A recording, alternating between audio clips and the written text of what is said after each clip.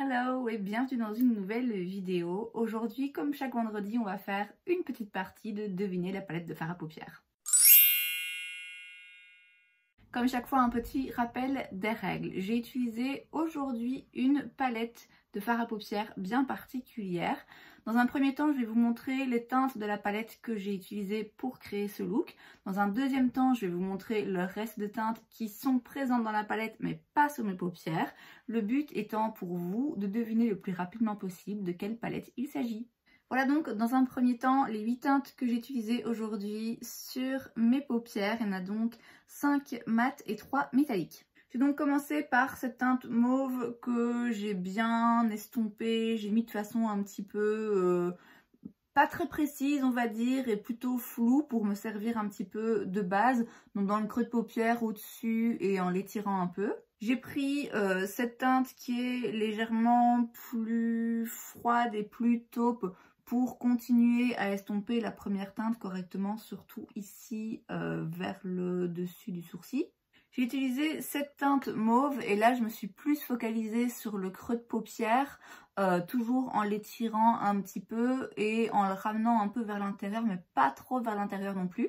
Ensuite, avec un pinceau encore plus précis, j'ai pris cette teinte plus foncée et là, je l'ai vraiment concentrée sur le coin externe. Je l'ai remonté un tout petit peu, mais j'ai été du coup encore plus précise qu'avec la teinte mauve précédente. J'ai ensuite utilisé cette teinte blanche, désolée je me suis un peu foirée dans l'ordre, et le blanc je l'ai mis en coin interne et je l'ai ramené on va dire jusqu'à un tiers de l'œil. Ensuite j'ai pris cette teinte métallique que du coup j'ai mis sur toute la paupière, enfin presque toute la paupière mobile, puisque je me suis arrêtée plus ou moins où le blanc arrivait. J'ai ensuite pris cette autre teinte métallique qui est beaucoup plus discrète et un peu plus claire et je l'ai utilisée en transition en fait entre la teinte métallique et la teinte blanche pour que tout soit bien fondu. Et enfin cette teinte métallique argentée, je l'ai mise ici en ras de cils inférieur mais juste au milieu de l'œil. J'ai mis un crayon noir en muqueuse supérieure, un trait de liner noir mais juste vers l'extérieur de l'œil, du mascara. Et j'ai aussi utilisé ce petit produit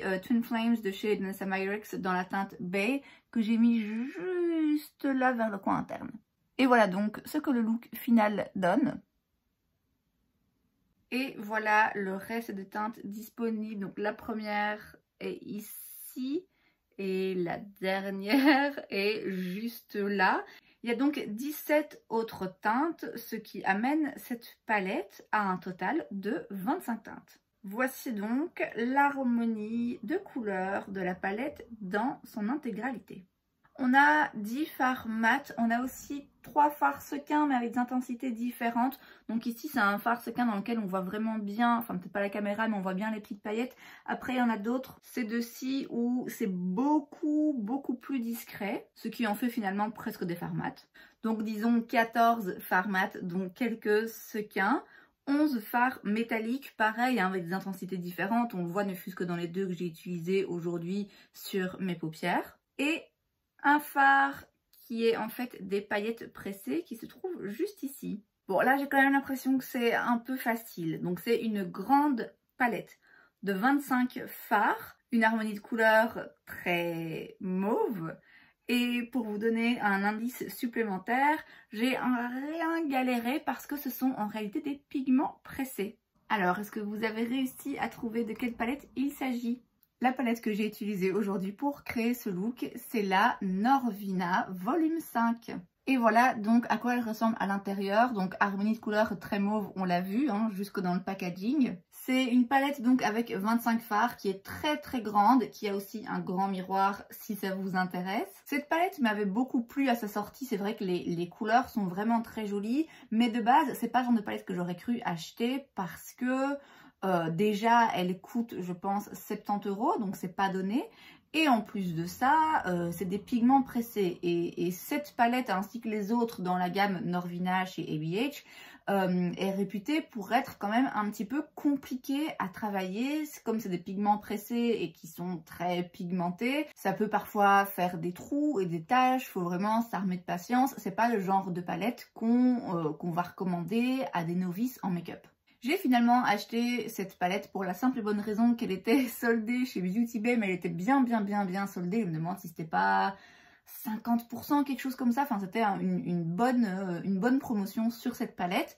Et je me suis dit, bon allez, t'es quand même loin d'être novice. Certes, je suis pas professionnelle en make-up, mais quand même, j'estimais que j'avais à ma disposition assez de capacités et des outils nécessaires pour arriver quand même à me servir de cette palette. J'avais fait un premier look avec, que j'avais filmé d'ailleurs, qu'on avait fait ensemble. J'étais, je me rappelle, assez terrorisée d'utiliser cette palette parce que voilà, je savais que il y avait des fards qui étaient difficiles à travailler, qui pouvaient faire des trous. Non seulement c'est des pigments pressés, mais en plus les fards de ce genre de couleur, on sait qu'ils sont réputés pour être d'autant plus difficiles à formuler et d'autant plus difficiles à estomper. J'avais fait la première fois, je pense, plutôt un look en utilisant les teintes un petit peu taupe et rosé, et je m'étais pas lancée directement dans les teintes mauve hyper flash, hyper dangereuses. Mais aujourd'hui, j'ai enfin sauté le pas et j'ai utilisé, comme vous l'avez vu, des teintes mauves qui sont assez vives et qui sont du coup, en effet, pas forcément faciles à travailler. Alors, je suis très contente de mon look et du résultat, mais je tiens quand même à préciser que j'ai pris mon temps et j'ai fait attention à chaque fois vraiment au genre de pinceau que j'utilisais. Et clairement, si je me rapproche et si on va vraiment regarder dans le détail, on peut voir ici et là qu'à de temps en temps un petit trou. Après avoir utilisé les deux fards mauves ici, je trouvais que ça allait, j'avais pas eu trop de soucis. Et puis quand j'ai utilisé le fard le plus foncé ici en coin externe et que j'ai commencé à le dégrader, à l'estomper, à l'intégrer aux autres couleurs, là j'ai remarqué que ça commençait à faire des trous, un peu des taches. Donc clairement, il faut pas hésiter comme j'ai dit, à prendre son temps, à faire des allers-retours, à changer de pinceau si vous vous rendez compte que ça fonctionne pas, à changer de méthode d'application aussi. Donc par exemple, celui-ci, j'ai décidé à partir d'un moment de plutôt le tapoter plutôt que de bien l'estomper, parce que sinon je me rendais compte que ça allait trop retirer les pigments d'en dessous en fait. Donc cette palette, comme je l'ai dit, clairement, si vous êtes débutant en make-up, je pense pas que ça vaille la peine d'investir dans une palette comme ça dès le début. Néanmoins, moi je la trouve vraiment très jolie et j'ai quand même, comme j'ai dit, réussi à créer un look qui me convient, même si j'ai dû faire un petit peu des allers-retours et j'ai dû trouver une façon de travailler ces fards qui fonctionnait. Je regrette pas du tout de l'avoir, que du contraire. Les fards mat, donc comme je l'ai dit, pas hyper facile à travailler, mais bon, du coup, c'est vrai qu'ils sont très pigmentés et ils sont quand même, c'est vrai aussi, très jolis. Les fards métalliques, il y a des intensités différentes dans justement le côté métallique des fards et ça je trouve que c'est assez intéressant parce qu'on n'a pas forcément tous les jours envie de mettre un fard hyper métallique. Parfois on veut quelque chose d'un petit peu plus discret qui se fond mieux dans le reste du look. Les fards sequins, je vous l'ai dit, celui-là il est très joli. Les deux autres qui sont dans les mauves là, c'est quand même très léger en termes de sequins, donc je sais pas si c'était bien utile. Et les paillettes pressées ici, alors moi personnellement j'adore les paillettes pressées, enfin j'adore les paillettes, donc ça me dérange pas d'avoir des paillettes pressées dans une palette. Elles sont très jolies. Après je dois avouer qu'en termes d'application, c'est pas les plus faciles à appliquer non plus. Mais de manière générale, c'est une très jolie palette avec un bon équilibre entre teintes mat et métallique, avec une harmonie de couleurs très jolie, très intéressante, avec un focus sur les mauves et en même temps un côté un petit peu froid et d'autres teintes un petit peu plus chaudes. Donc il y a vraiment moyen, mine de rien, de faire pas mal de looks différents. C'est pas une palette monochromatique mauve où finalement tous les looks vont se ressembler, pas du tout.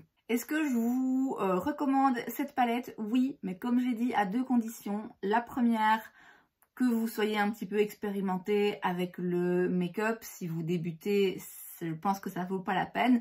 Et la deuxième, moi je serais vous, je l'achèterais en réduction parce que quand même 70 €, en sachant qu'il y a des teintes qu'il n'y a rien à faire, vous allez galérer un petit peu je pense à les utiliser et que c'est quand même une palette assez vive que moi personnellement j'aurais du mal à utiliser au quotidien. Je pense que ça vaut le coup d'attendre qu'il y ait quelques offres dessus. Et c'est donc tout pour cette vidéo, j'espère que ça vous a plu. Si c'est le cas, n'hésitez pas à laisser un like. Vous pouvez aussi vous abonner à ma chaîne parce que c'est gratuit, donc pourquoi pas. Et moi, je vous vois la prochaine fois. Bye!